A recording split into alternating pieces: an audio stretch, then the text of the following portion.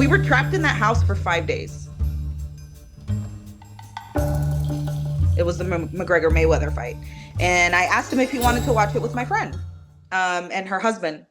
And he was like, no, he told me he had plans with somebody else. And I was like, okay, fine, no big deal, whatever. But then his friends canceled on him because they were smart, because they were afraid of the hurricane. So they were like, no, dude, we're not going anywhere. And he still wants to go out because he's only in Houston for another like 2 or 3 days, supposedly. So he was like, hey, my friends canceled on me. Can I still come with you? And I was like, yeah, sure. I was literally about to leave. So I picked him up and then we go. It's raining really bad on the way. And I'm like, it's fine. Like, It's actually, Houston. no, I was kind of It's freaking out. fine. I was freaking out and he was like, no, we're fine. We're fine. We're fine. I'm a pretty chill person, so I'm not really fazed by many things. I mean, we could have been driving through a flood at the time, and I would have been like, "Oh, this is fine." Let's just get there. And we get to my friend's house, and then like literally when we get there, we realize we're not, because we were gonna go somewhere else to watch the fight.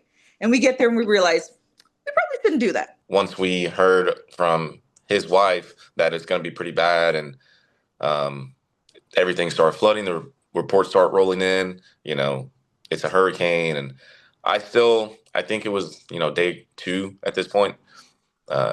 I still didn't realize the severity of the situation, but I think it was by like day 3-ish that I was like, okay, I'm not making it back, right? Like the city's underwater. And it was a boy house, so like it wasn't like there was stocks of food. Like we were just honestly like we were trying to make it work. Like I think there was like leftover deer meat or something like that, and then and we found some tortillas, and it was like tacos for 2 days straight.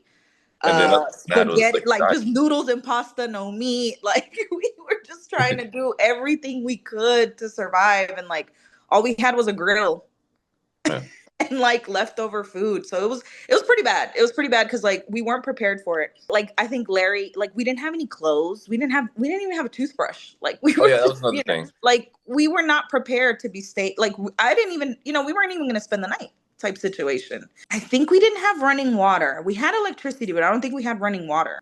I think even the power went out a few The power times. did go out for a while, and it's August. It's hot. Yeah. It was low key miserable for like but we made the best of it. Like we had a full liquor cabinet and playing cards, and like I mean that's really what we did. We just played games and tried to make the best of it. We're just like, all right, look, I've looked at you for the last 14 hours straight. I'm just going to go stare at a wall or something like that. Just going to close my eyes. Honestly, it was one of those things where like, if we could get through that, we can get through anything.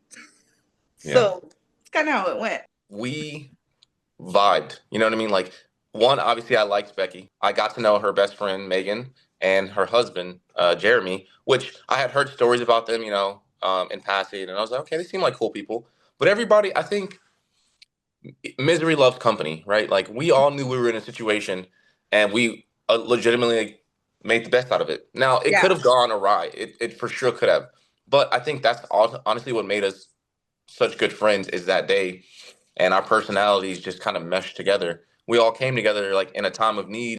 Going back to work, everybody was talking about like the devastation of Harvey. And I'm sitting there with like this big old grin, like I had a really good time. Like, it was one of those things where like, yeah, it was horrible, but I had a really great time, to be honest with you. Like I was very happy. If you can start off and get through something like that, relationship, friendship, whatever it is, then it's built upon something strong. We have no ties to each other, so I have no obligation to be nice to you, cordial to you. Like I don't even know you, but I guess that human nature of wanting to help someone in need is what came out those 5 days. So that really helped us. It was a sign that like you could have seen the worst of that person. And I'm sure there was times in those 5 days, I can't remember, that there was probably some tempers flared or someone was, a little begrudging and not super cordial with people. But we all came out on top. You know what I mean? And that was a testament to our friendship, our relationship, and what it had in store for us. So we got to kind of learn each other at an expedited pace because we had 5 straight days together where all we had to do was talk and converse and get to know each other, really. For us to all come together, get to know each other right off the rip and understand that, hey, like we like each other. You know what I mean? Like this could be something. And it became a great friendship, lifelong friends, and a marriage.